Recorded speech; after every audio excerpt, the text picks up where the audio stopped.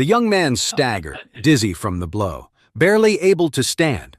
The sudden violence with the wine bottle shocked everyone around them.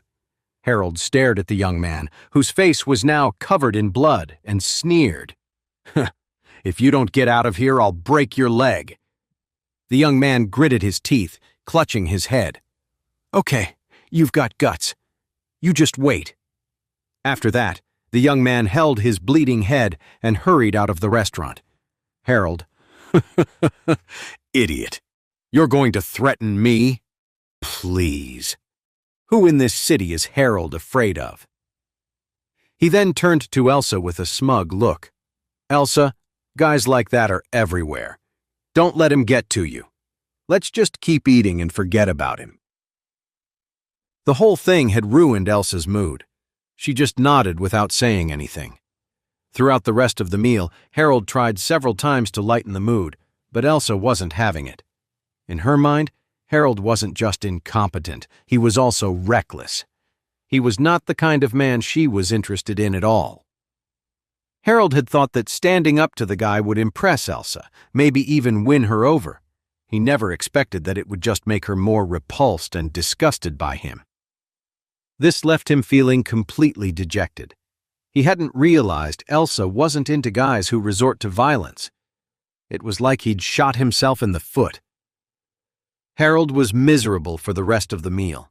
After they finished eating, he wanted to talk with Elsa a bit more, hoping to build some connection.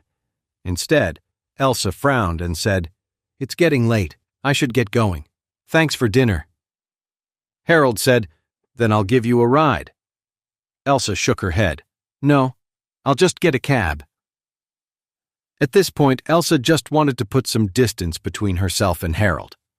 Harold was furious but tried to hide it. "Then I'll at least walk you to your car." Elsa didn't refuse. She just nodded, stood up, and walked out. Harold hurried to follow her, fuming inside. He had wanted to set up a romantic date, take the opportunity to confess his feelings to Elsa, but he couldn't believe that jerk had to come and ruin everything. His chance was completely gone, and on top of that, he'd probably left a terrible impression on her. "If I ever see that guy again, I'm going to make him pay," Harold muttered bitterly. Meanwhile, Charlie had just finished dinner and was clearing the table. Claire suddenly looked anxious. "Charlie, there's a quote from a supplier in my bag. Have you seen it?" Charlie shook his head. "I haven't touched your bag since I got back." Claire thought for a moment before she slapped her forehead. "Oh, the documents must have fallen out in the meeting room at the Emgrand group. I need them for tomorrow morning. Can you drive me there to get them?" Charlie smiled. "You're so tired. You should rest. I'll go get it for you." Claire sighed. "I really am exhausted, so please, that would be a huge help. The document number is GY 2019-1101. Charlie waved his hand. "It's no big deal." After that, Charlie drove off toward the Emgrand group. Back on the street, Harold and Elsa had just left the hotel and were standing by the roadside. Elsa was about to hail a cab when, at that moment, 3 white vans screeched to a stop nearby. A dozen tough-looking guys suddenly jumped out and rushed toward them aggressively.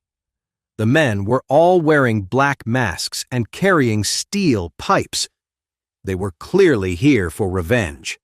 This is not good, Harold thought, scared out of his mind when he saw so many people running toward him. Elsa saw it too, and her face went pale with shock. She guessed this group of people must have been sent by the young man from before, looking for revenge. From the looks of it, she was afraid they were going to get seriously hurt.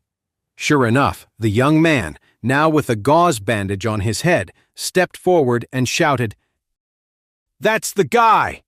As soon as he said that, the whole group charged straight for Harold. "I'm the young master of the Wilson family. You can't touch me!" Harold yelled, trying to sound tough, even though he was terrified. A burly man with a nasty smirk stepped forward and swung a steel pipe right at him. Harold was so scared he nearly wet his pants. In a moment of pure panic, he shoved Elsa out in front of him. "Oh!" Elsa cried out as he pushed her toward the gang. Seizing the opportunity, Harold sprinted to his car, jumped in, and sped away without a second thought. Elsa was absolutely furious. That Harold was such a coward. He started this whole mess, and at the first sign of trouble, the big tough guy shoves a woman in front of him to take the fall while he runs away. Was it even possible to find a bigger scumbag in the entire world? Watching Harold escape, the young man with the bandaged head cursed. That coward just ditched the girl and ran all by himself. What a loser. Then he stared at Elsa and said coldly, "Hey, pretty girl, you better call that coward and get him back here. Otherwise, you're not going to like what happens next." "Elsa, I barely know him. Please don't drag me into your business." The young man pointed to the gauze on his head. "I've got 16 stitches because of him. I can barely think straight, and it hurts to even eat. If he doesn't come back to save you, then you're going to have to make it up to me and my guys for all our trouble." "Elsa, you can't do this. This is illegal." "Illegal?" The young man. "My word is the law out here. After we're done with you, you'll find out what's legal and what isn't." A chill ran down Elsa's spine. Panic and despair washed over her. She said quickly, "I'll call him now." With that, she pulled out her cell phone and dialed Harold's number. Harold was flooring it, trying to get as far away as possible when he suddenly saw Elsa's name flash on his phone. His heart sank. "This is just great," he thought. What terrible luck! He'd been told to get close to her, to build a relationship with the Gardner family so his own family could move up in the world. Well, so much for that. He'd completely blown it with Elsa now. But there was no way he was answering the phone right now. Answering meant going back, and even a fool knew what would happen then. Would he even make it out alive if he went back?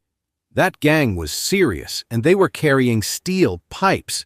Even if they didn't kill him, he'd probably end up crippled for life. Girls were one thing, but his life was more important, so he made his choice. He kept driving, ignoring her call. Elsa's call went unanswered. She was desperate. She pleaded with the young man. "I can give you money. Please, just let me go. This has nothing to do with me." The young man just grinned cruelly. "I don't want your money," he said. "I want you." A wave of terror washed over Elsa. She knew if she didn't do something, he would never let her go. So while he was off guard, she gritted her teeth and kicked him hard, right between the legs. The young man never expected her to fight back. The kick landed squarely, and he doubled over with a screaming scream of pain. In a blind rage, he swung his arm out, and a knife in his hand slashed into her. Elsa tried to run, but a sharp pain shot through her thigh. She screamed and collapsed to the ground. The sharp blade was buried in her leg, and blood was already soaking through her clothes. "You stupid girl! Think you can run?" The young man, furious now, grabbed her by the hair. He sneered. "Congratulations! You've really ticked me off. Now my buddies and I are going to settle scores." Tears of despair streamed down Elsa's face. In her heart, she felt like this was the end. She knew this man wouldn't let her go. She was terrified she was going to die right here, at his hands. At this point, it felt like no one could possibly save her. She didn't even notice the black car slowly pulling up nearby. Charlie, who was driving, saw her in an instant and frowned. The sharp pain in Elsa's leg was unbearable. Utterly desperate, tears streamed down her face. Seeing her tear-streaked, beautiful face only seemed to fuel his cruelty. He swallowed hard and barked, "Get her in the car!" He reached down to drag her toward the car. Just then, he heard several agonizing screams from behind him. "What the hell?" The young man whipped his head around angrily, shouting, "What's going on?" But as soon as he looked up, he felt a rush of wind. Before he could even react, an excruciating pain exploded across his face. His vision swam with stars, and he heard a sickening crack as his nose broke, blood gushing everywhere. The young man screamed in agony, staggering backward before collapsing. As he fell, his last clear sight was of his friends, sprawled on the ground like rag dolls, completely motionless. Elsa looked up, her eyes wide with a mix of horror and shock. A man in a black mask stood over her, his eyes as cold and sharp as a blade. Elsa was shocked, but a wave of relief washed over her. A question raced through her mind. Who was he? Was he here to save her? Yes, she thought, he must be. The young man's face was a bloody mess as he lay on the ground, unable to move. Her rescuer had been incredibly fast. In the blink of an eye, he had taken down all 4 of them. It took a few seconds for the remaining thugs to process what had happened. Then, with angry roars, they charged at the masked man, shouting for their downed friends. "Who are you?" Elsa stammered, looking up at the man from where she sat on the ground. The man didn't answer. Instead, he quickly scooped her up and disappeared down a dark alley. Elsa gasped for breath, her heart hammering against her ribs. She was still reeling from the shock. Behind them, she could hear the angry shouts of the thugs and the roar of motorcycles as they pursued them. The wind whipped past her face. She'd lost a lot of blood from her leg, and between that and the sheer panic, all she could do was cling weakly to the man carrying her. For some reason, there was something familiar about him. She had no idea that the mysterious man holding her was Charlie, her best friend's husband. Charlie had just been driving by when he spotted Elsa cornered by those guys. Worried she was in serious trouble, he'd thrown on a mask to save her. Ever since he'd been changed by the spiritual energy from that white stone, Charlie's abilities were on another level. He was much faster and more skilled than before. The neighborhood was a maze of alleys, and Charlie used them to quickly lose their pursuers. He carried Elsa for a good distance, finally stopping deep inside a park. It was getting dark, and the trees and bushes were thick here. Even if the gang caught up, they could easily hide. He gently set Elsa down on the ground and frowned when he saw her pants were soaked in blood. Despite the blood loss, Elsa was still conscious. She looked pale, but her eyes were filled with gratitude. "Thank you for saving me," she said, her voice weak. "Who are you?" Hey amazing viewers, it's Charlie here. Thanks for sticking with us. By the time of the release of this video, only 11% of our viewers have joined the party by subscribing, and 89% of you might miss out on our next mind-blowing video. So what are you waiting for? Hit that subscribe button and join the exclusive club.